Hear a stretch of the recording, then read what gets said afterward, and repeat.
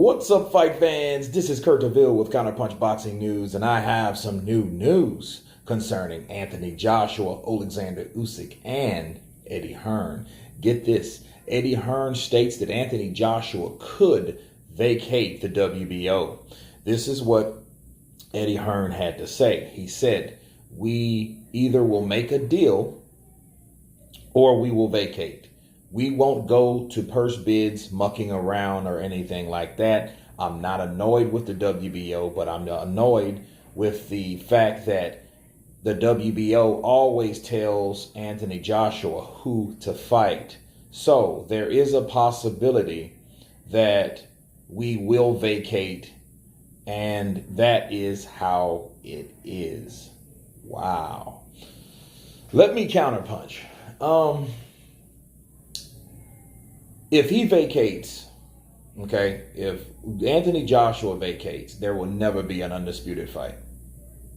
Okay, I would rather hear Anthony Joshua say that. I hope he decides not to, because purse bids is the way to go, especially when you're dealing with mandatory. It's the protocol. And I don't appreciate Eddie Hearn saying, hey, well, I don't like the idea the WBO has to tell him who to fight. That's exactly what that's their job. They're the sanctioning bodies. Whoever fought for that belt and whoever fought for the right to fight for that mandatory spot has that right.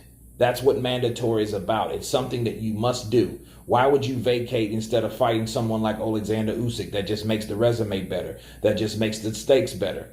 And it seems like to me, Eddie is trying to say, well, I'm tired of them picking tougher fighters for Anthony Joshua. It sucks. That's why he is who he is. He's a golden Olympic champion. We expect more from him. That's why he is who he is. He's the only unified heavyweight champion. He's the only guy that did the right thing. So why would you stop him from doing the right things now?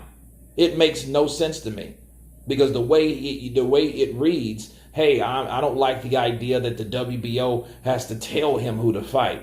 What else would they do? Let him choose who he wants to fight in the top 5? No, that's not how it works. The top man fights for the championship title. He is the unified, okay? Because it seems to me it's like they're saying it's like either too stressful, but that's what it is. Now, I'm not saying AJ's saying this, but this is what Eddie Hearn's saying. Hey, we may vacate. Okay, if you vacate, then who else are you going to fight this year? Some voluntary? Dillian White?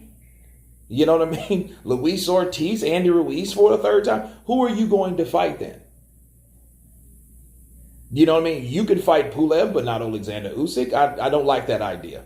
I don't like the article. I don't like how he worded it. I don't like it at all.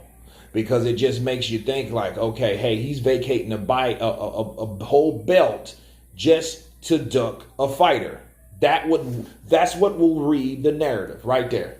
Man, you know Anthony Joshua dropped the WBO belt, and then what happens? You drop the WBO belt, and if Tyson Fury mops up Wilder and keeps the WBC, then what will happen? Even if Wilder wins and they have a fight, it won't be for undisputed. Then you got to go back and get the WBO belt. Why would you do that? You need to might as well keep the belt, because you fought so hard to get those belts back.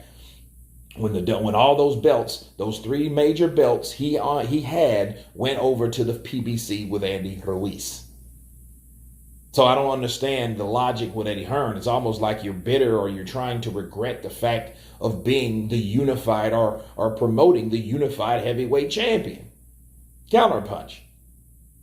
But so that reads the article. I'll leave the article below, let you guys check it out. But that's my counterpunch on this topic. And Anthony Joshua should not vacate any belt. He fought too hard to get them back. He's been fighting to keep them. So why would you stop now?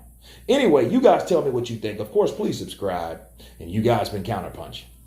Peace.